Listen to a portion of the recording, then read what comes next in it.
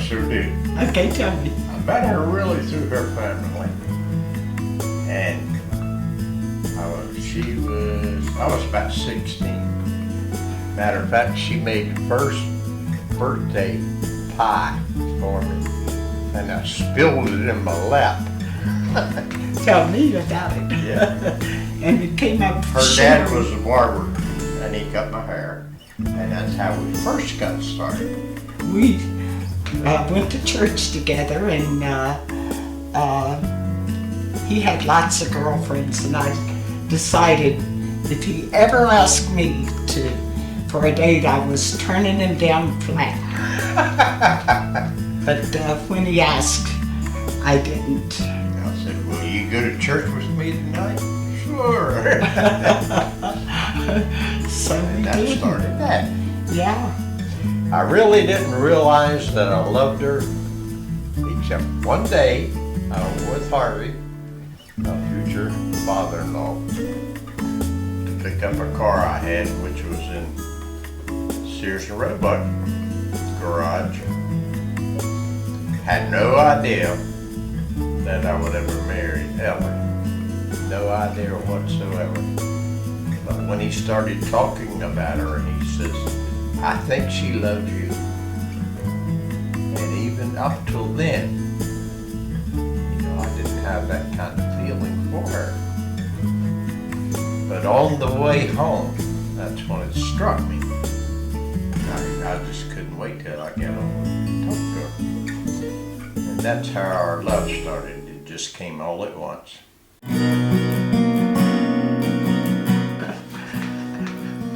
Well, we were married in, 54? 54. Donna was born in 56, a little girl,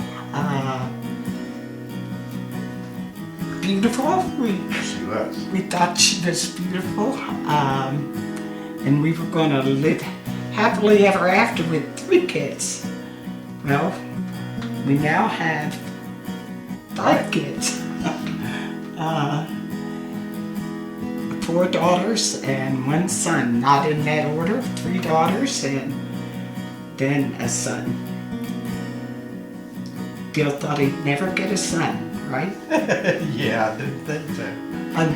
Another daughter. It's just what we needed is what he said when Dad was born. Do you remember that? Yes, I sure do. We had 5 children altogether. And her daughter, Donna, passed away 6 years ago. She had leukemia. She was in the hospital in North Carolina. And she was such a witness to the people at the hospital.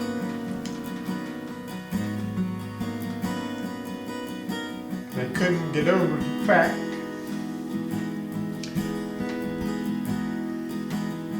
that our family was so emotional. I'm very emotional. I love my daughter. Still miss her. So I'm telling about the outhouse. That sounds good. Back quite a few years ago. Oh, that's... We lived in an old house and we didn't have the bathroom. And we didn't have an outhouse. So I decided to build one. So I got the lumber. It was about 110 feet of lumber that was in it. And I dug the hole. And it was heavy. And I went out. So I figured, well, the house is done now, all I gotta do is get it over the hole. So anyway, I proceeded to do that. But Out of green lumber. it was out of green lumber, an inch thick. And this thing weighed about 400 pounds. Now back in those days, excuse me, I was pretty strong, but not that strong.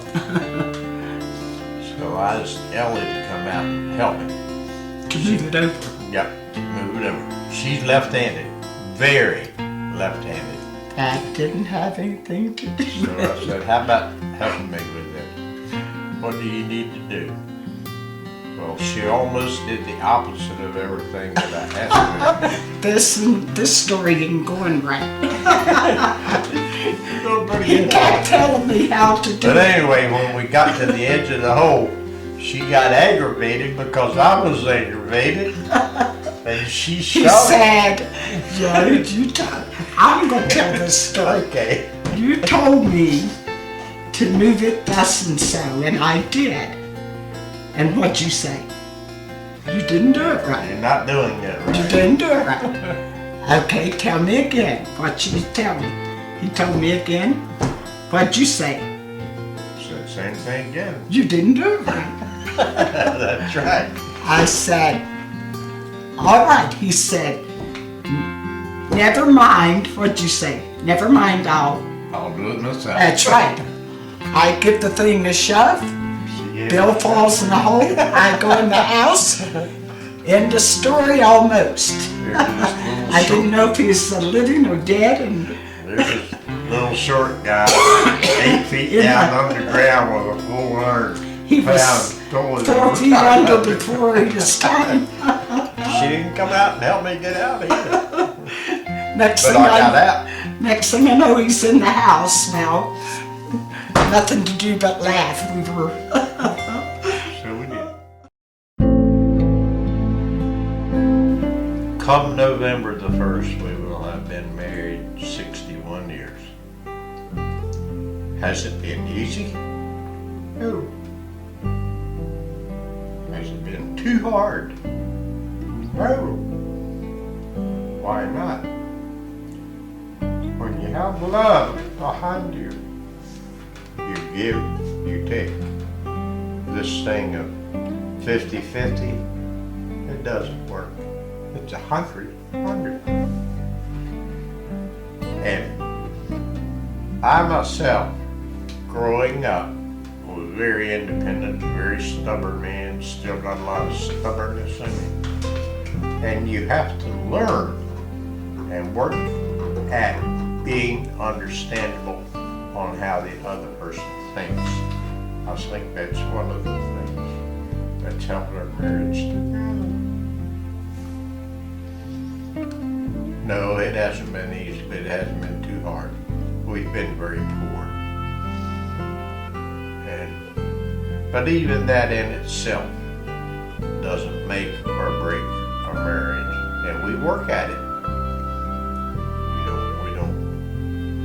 If we don't agree with what the other one says, we talk about it. Sometimes we pray about it. But that's how things work out for a marriage. And that's really what has kept us together. It's because we've had the Lord in our family. Some things you have to work out for yourself. But we've learned to do that, and it certainly has paid off. We have never been rich, but we have a lot of love in our family. I've often remarked, of all the families that I've known over my life, I think ours has some of the best love that I've seen anywhere. And that wasn't because we were just such good parents.